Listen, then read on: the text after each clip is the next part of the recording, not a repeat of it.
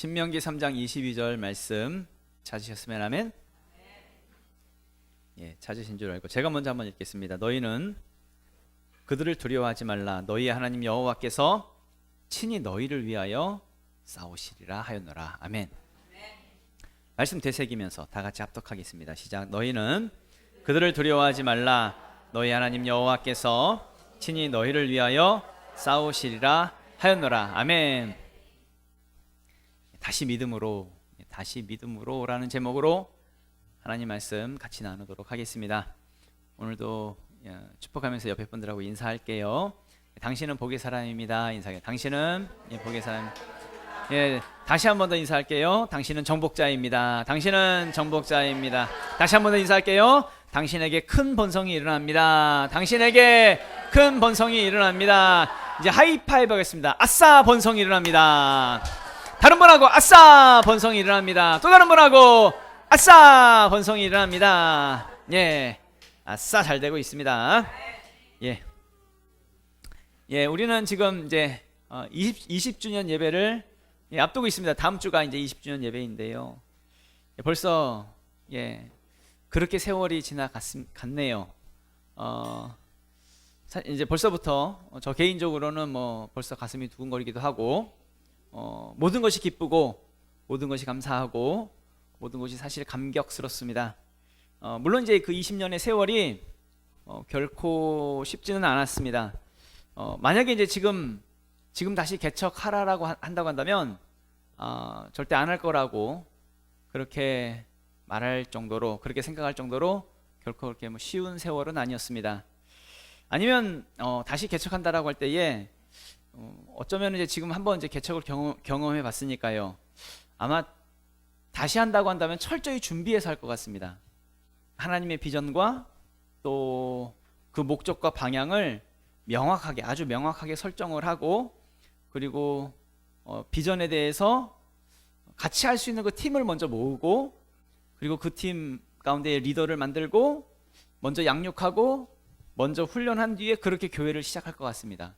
상가부터 먼저 얻고 그렇게 시작하는 게 아니라 사람을 먼저 세우고 그렇게 이제 시작을 해야 할, 원래는 이제 그렇게 했어야 되는데 20년 전에는 아무런 준비 없이 그냥 뭐 팀도 없고 사람도 없고 거의 뭐 하나님께서 이제 내몰아 가시는구나 라고 그렇게 생각을 하고 무작정 그냥 상가부터 얻었죠. 상가부터 얻고 그렇게 교회를 시작했었습니다.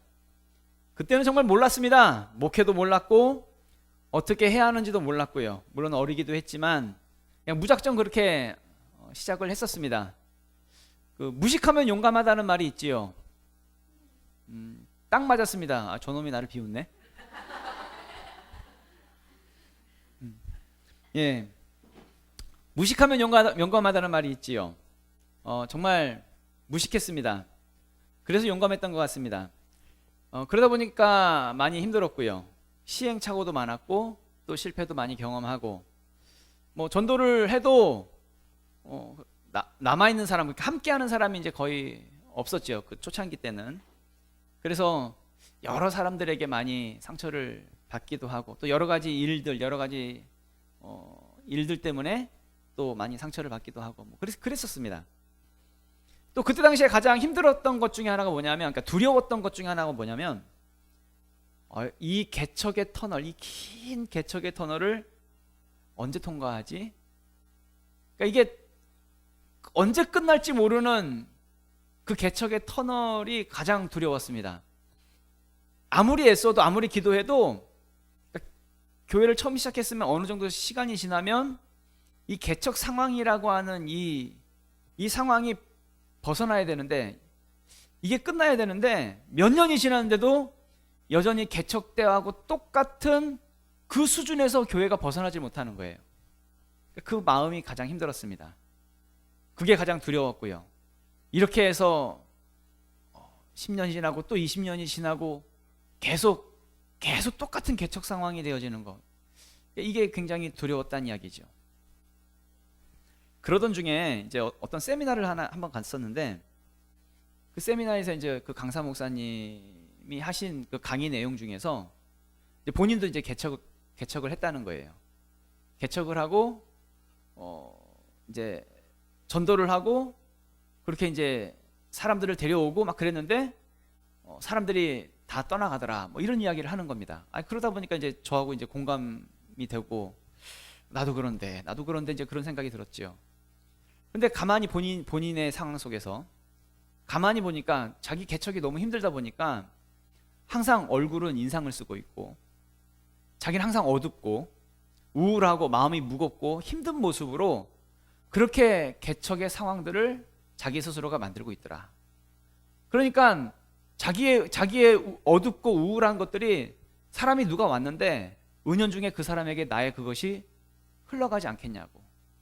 이걸 깨닫고 나서 그다음부터 이제 자기가 굉장히 의도적으로 밝으려고 했고 의도적으로 기쁘게 그렇게 만들려고 했다. 이제 이런 이야기를 했습니다. 사실 개척교회 오는 사람들이 다 힘든 사람들이잖아요. 마음이 힘든 사람들이 교회 찾아오는데 아니 목사님 보고 힘이 나야 되는데 근데 목사님 보고 더 우울해지고 더 어두워지고 더 힘이 빠지면 누가 교회를 찾아오겠냐고 그렇게 이제 강의를 하는 것입니다. 그래서 자기의 태도를 고치고 났더니 사람들이 결국 모여들게 됐고 그리고 이제 교회가 성장하게 되었다. 이제 그 이야기를 그 강의를 들었던 기억이 있습니다. 그때 당시에 이제 그 강의를 듣고 나서 굉장히 많이 공감을 했습니다. 그리고 그 강의에서 이제 그 세미나에서 은혜도 많이 받았고 그래서 의도적으로 저도 이제 저 자신을 바꾸려고 노력을 많이 했지요. 물론 이제 원래부터가 저 스스로가 이제 우울한 기질은 아닌데 우울한 사람은 아닙니다. 그런데 더 밝으려고 했습니다. 더 밝은 얼굴로 또 항상 웃는 얼굴로 그렇게 의도적으로 억지로라도 그렇게 하려고 했습니다. 상황은 여전히 힘들지만 상황과 관계없이 저는 항상 기뻤습니다. 그래서 그런지 그때 당시에 교회를 개척했을 때도 항상 사람들이 저에게 참 많이 밝다고 또 집사람에게도 많이 밝은 얼굴을 하고 있다고 그런 이야기를 정말 많이 들었습니다. 여러분 우리가요 이 부분에 대해서 정확해야 합니다. 여러분 우리가 정말 예수를 믿는다고 한다면 정말 항상 기뻐하셔야 합니다. 억지로라도 의도적으로라도 우리는 항상 기뻐하셔야 된다는 이야기입니다.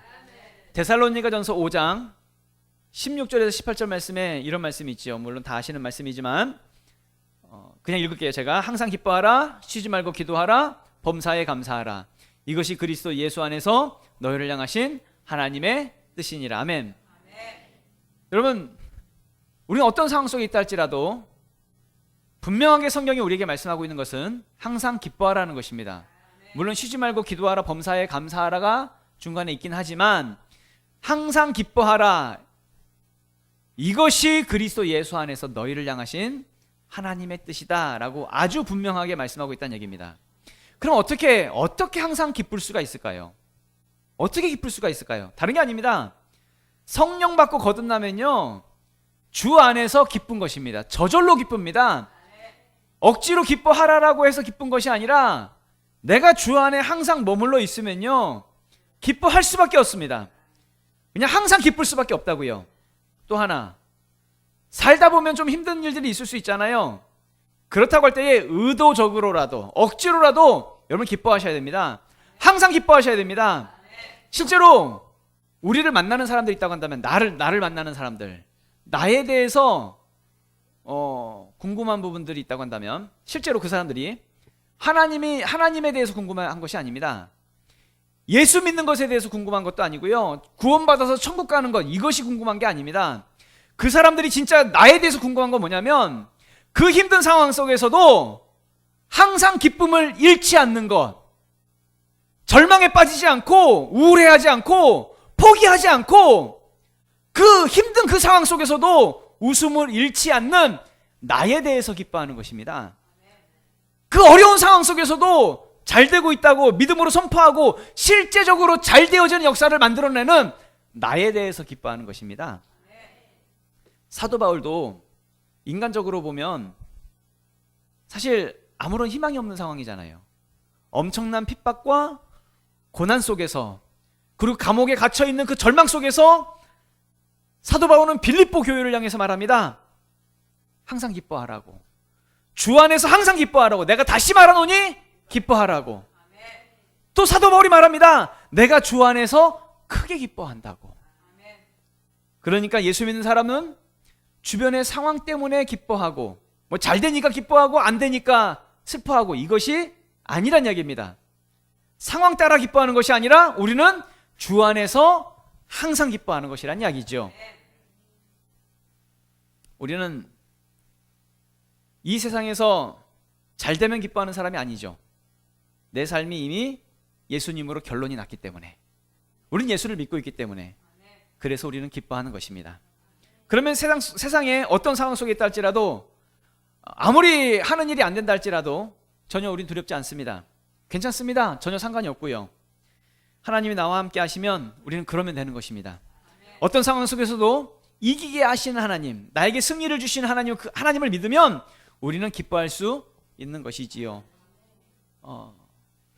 우리는 지금 이제 20주년 예배를 앞두고 있습니다. 다음 주입니다. 다음 주가 20주년 예배인데, 우리 모두가 개척하던 그때의 그 마음과 그 심정으로 돌아가서 이제는 우리가 좀 이기게 하시는 그 하나님을 다시 한 번 더 붙잡고 갈 수 있기를 부탁을 드립니다.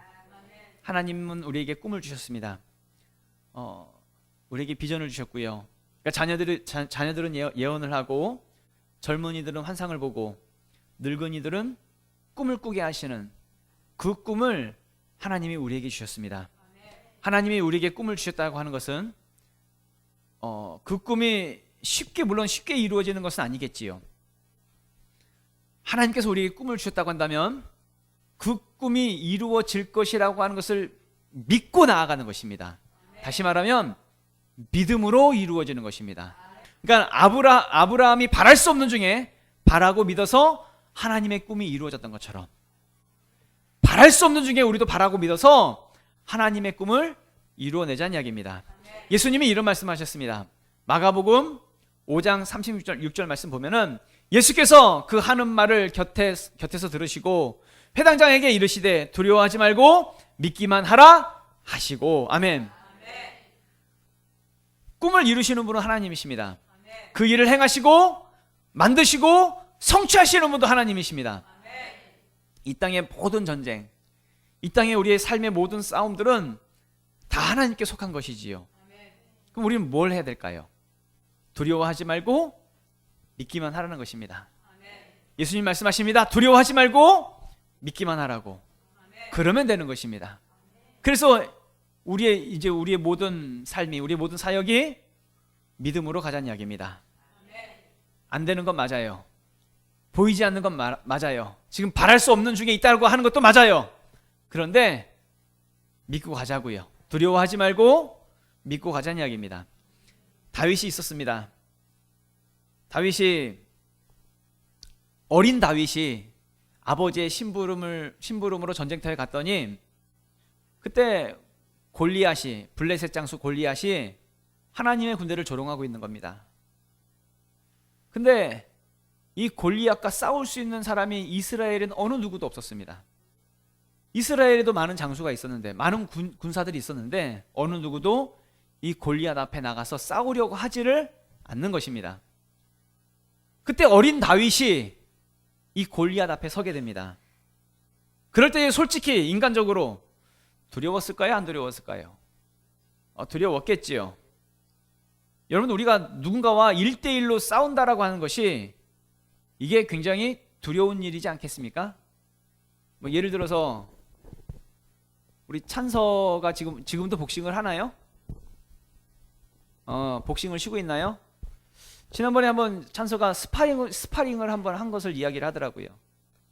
스파링을 종종 했었나요? 누군가와 싸울 때, 스파링을 할 때 좀 떨지 않았나요? 두렵지 않았나요? 예, 두려웠지요. 여러분 혹시 UFC 같은 그런 격투기를 혹시 보신 적 있으십니까? 선수들이 싸우다가요, 치고받고 싸우면서 피가 터지기도 하고요, 살이 찢겨지기도 하고요, 잘못 맞아가지고 TKO를 당하는 그런 장면들을 볼 때에 정말 저렇게 쓰러진다고 끔찍스러울 때가 있습니다. 여러분, 누군가와 1대1을 싸운다라고 하는 것은 분명 두렵고 떨리는 일이 될 수도 있겠지요. 분명 다윗도 골리앗 앞에 섰을 때에 두렵고 떨리는 마음들이 분명히 있었을 것입니다. 왜냐하면 골리앗은 블레셋의 최고의 장수였고 훈련된 장수였고 거인 장수였습니다. 그런데 다윗이 의지했던 것은 어떤 훈련된 것도 아니었고 훌륭한 무기도 아니었습니다. 칼과 창이 아니었습니다. 다윗이 의지했던 것은, 믿었던 것은 하나님이 나와 함께 하신다는 그 믿음 붙잡았습니다. 그 믿음. 그 내용이 사무엘상 17장 45절에서 47절 말씀 찾으셨으면 하면, 예, 찾으신 줄 알고 우리 다 같이 읽겠습니다. 시작. 다윗이 블레셋 사람에게 이르되 너는 칼과 창과 단창으로 내게 나아오거니와 나는 만군의 여호와의 이름 곧 내가 모욕하는 이스라엘 군대의 하나님의 이름으로 내게 나아가노라. 오늘 여호와께서 너를 내 손에 넘기시리니 내가 너를 쳐서 내 목을 베고 블레셋 군대의 시체를 오늘 공중의 새와 땅의 들짐승에게 주어 온 땅으로 이스라엘의 하나님이 계신 줄을 알게 하겠고 또 여호와의 구원하심이 칼과 창에 있지 아니함을 이 무리에게 알게 하리라. 전쟁은 여호와께 너희를 우리 손에 넘기시라멘. 어린 다윗이여, 블레셋 거인 장수 골리앗 앞에 섰지만은 전혀 두려워하지 않고 믿음으로 선포하며 실제로 믿음으로 승리를 거두게 되었다는 이야기죠. 골리앗을 쓰러뜨리고 결국에는 이 전쟁에서 이스라엘이 큰 승리를 거두게 된다는 이야기입니다. 반드시 기억하셔야 되는 것은 뭐냐면 모든 전쟁은 하나님께 속해 있다는 것입니다. 하나님이 싸우십니다. 하나님이. 그럼 우리는 무엇을 해야 할까요? 믿으란 얘기입니다. 하나님이 나와 함께 하시고 나를 대신해서 싸우신다라고 하는 이것을 믿으라는 것입니다. 여호수아가 있었습니다. 여호수아가 이스라엘 백성들이 애굽 땅을 나와서 광야에서 40년 동안 생활을 하다가 이제 가나안 땅에 들어가기 바로 직전입니다. 이렇게 이스라엘 백성들을 이끌었던 지도자 모세가 있었는데 모세가 죽었습니다. 그리고 그 다음 지도자 여호수아가 새로운 이스라엘의 지도자가 되지요. 여호수아와 이스라엘 백성들이 이제 가나안 땅의 정복을 앞두고 있습니다. 이제 앞으로 수없이 많은 전쟁들을 치러야 합니다. 이 땅을 정복하기 위해서는 많은 전쟁을 앞두고 있습니다. 그때에 하나님께서 여호수아에게 말씀하십니다. 여호수아서 1장 9절 말씀을 읽어보면 내가 내게 명령한 것이 아니냐, 강하고 담대하라, 두려워하지 말며 놀라지 말라. 내가 어디로 가든지 내 하나님 여호와가 너와 함께 하느니라 하시니라. 아멘. 여호수아와 이스라엘 백성들은요 지금 큰 전쟁을 앞두고 있습니다. 잘못하면 이 전쟁에서 실패하게 되면 가나안 땅을 정복하지 못할 뿐만 아니라 잘못하면 그러니까 이스라엘의 이 민족이 잘못하면 멸절당할 수도 있는, 왜냐하면 근거지가 없었거든요. 땅이 없었거든요. 계속 광야 생활을 했었으니까요.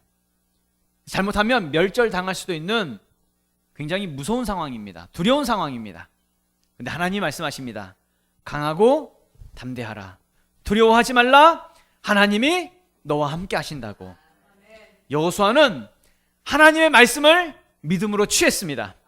그리고 믿음으로 나아갔습니다. 그리고 가나안 땅을 믿음으로 정복했다는 이야기입니다. 다른 것으로 정복한 것이 아닙니다. 믿음으로 정복한 것입니다. 싸움은 누가 하셨어요? 하나님이 하셨지요. 여리고성을 무너뜨린 것을 보면 어떻게 사람이 여리고성을 무너뜨립니까? 그 큰 성을, 그 튼튼한 성을, 단단한 성을 어떻게 무너뜨립니까? 하나님이 하셨지. 하나님이 승리하신 것이지요. 싸움은 하나님이 하신 것이고 우리는 어떻게, 이스라엘 백성들은 어떻게 했어요? 믿었다는 이야기입니다. 기드온이 있었습니다.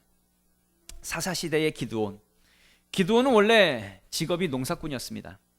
근데 미디안이라고 하는 나라가 자꾸 쳐들어와 가지고 이스라엘을 자꾸 괴롭히는 거예요. 그래서 농사 지은 것들을 다 빼앗아 가는 것입니다.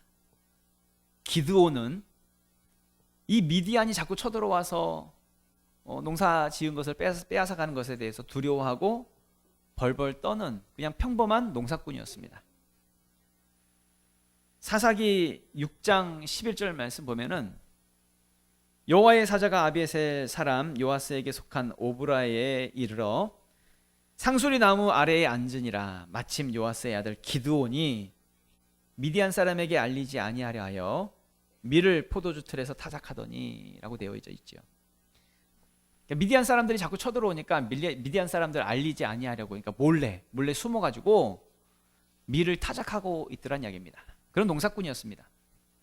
그런데 이 다음 구절이죠. 사사기 6장 12절에 보면 여호와의 사자가 기드온에게 나타나 이르되 큰 용사여 여호와께서 너와 함께 계시도다 하매. 아멘. 하나님이 기드온을 큰 용사로 부르시더란 이야기입니다.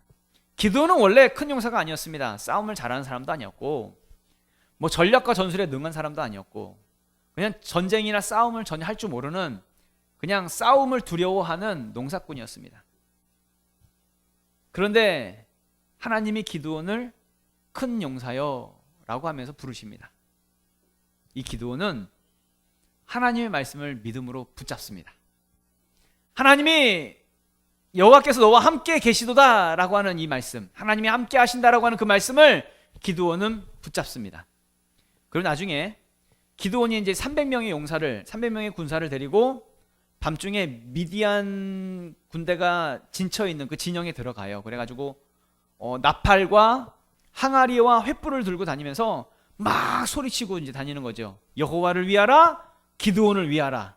막 소리치고 다니니까 적군들이, 미디안 군인들이 자다가 깜짝 놀라가지고 막 이제 자기들끼리 싸우는 겁니다. 밤에 이스라엘이 쳐들어온 줄 알고 막 자기들끼리 싸우는데 이때 죽은 자의 숫자가 12만 명입니다.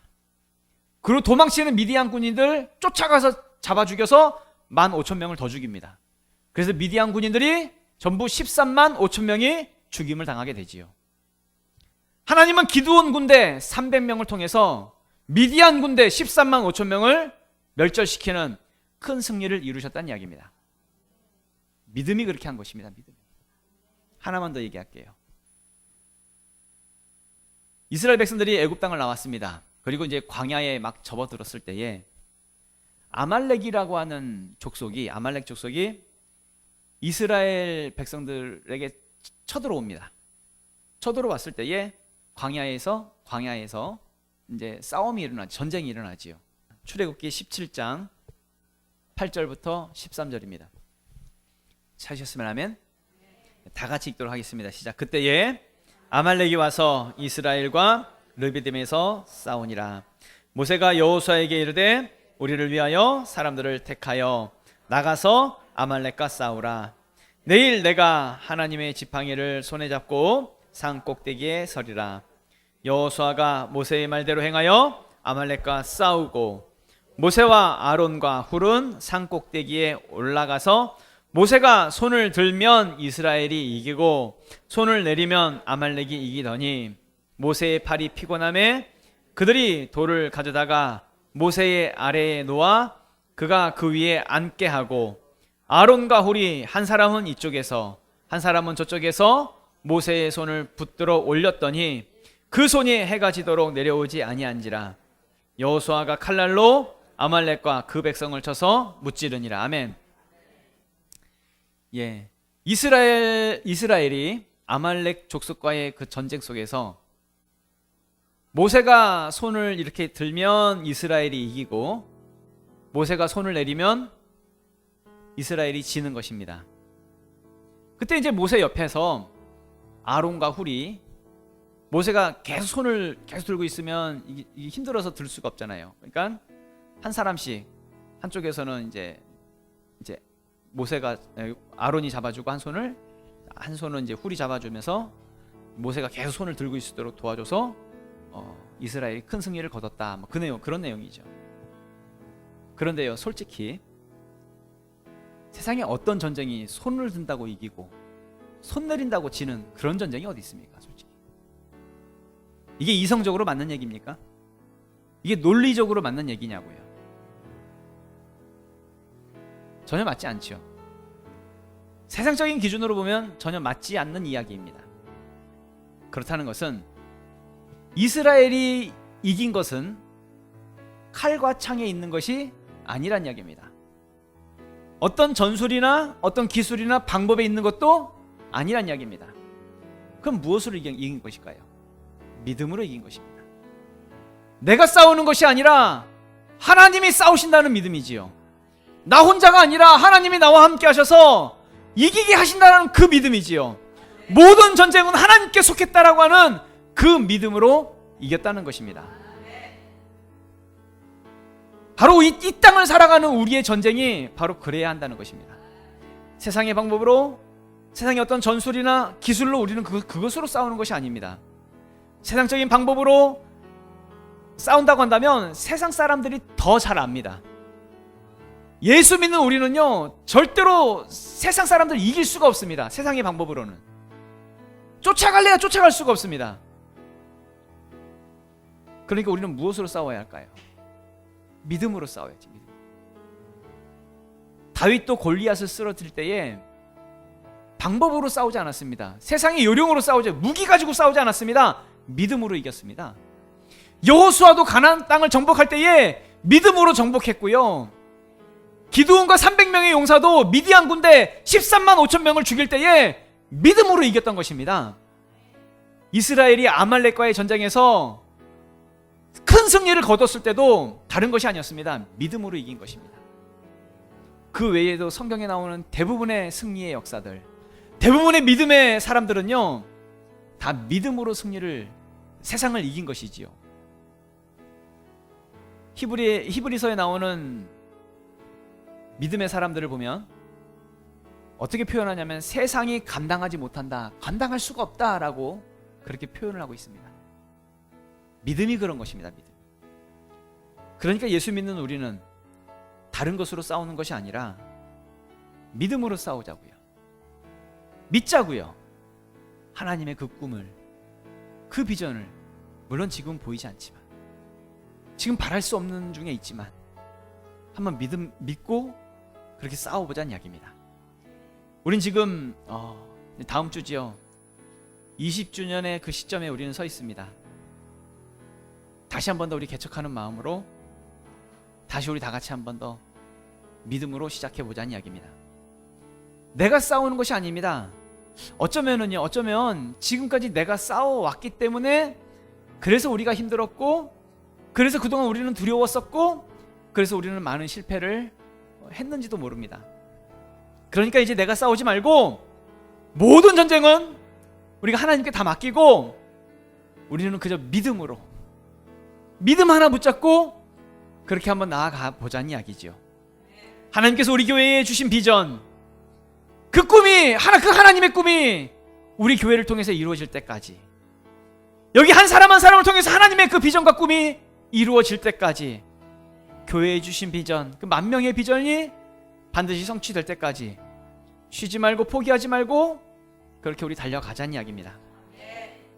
어렵고 힘든 상황 속에 있지만 결코 우리의 모든 상황들이 결코 녹록하지 않고 또 많은 문제 가운데 있지만 우리도 바랄 수 없는 중에 바라고 믿으면 그 다음에 20년이, 또 그 다음에 20년이, 또 그 다음에 20년이 반드시 하나님의 큰 승리의 역사를 보게 될 줄로 믿습니다.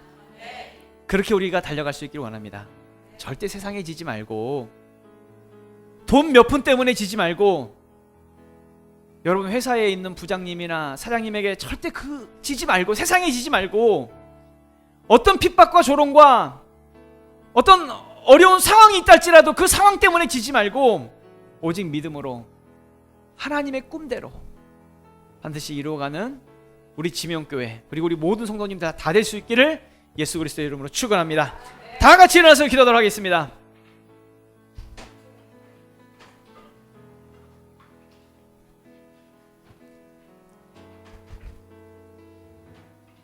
기도하실 때 그렇습니다. 20년을 인도하신 하나님께 감사하고 찬양과 영광을 올려드립니다.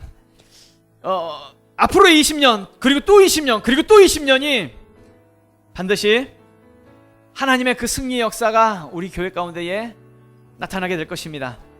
그럴 때 가장 필요한 것은 믿음이겠지요. 성경의 모든 역사를 보면 큰 승리는, 그 모든 승리는 하나님이 행하셨습니다. 하나님이 싸우셨습니다. 전쟁은 하나님께 속한 것이니까요.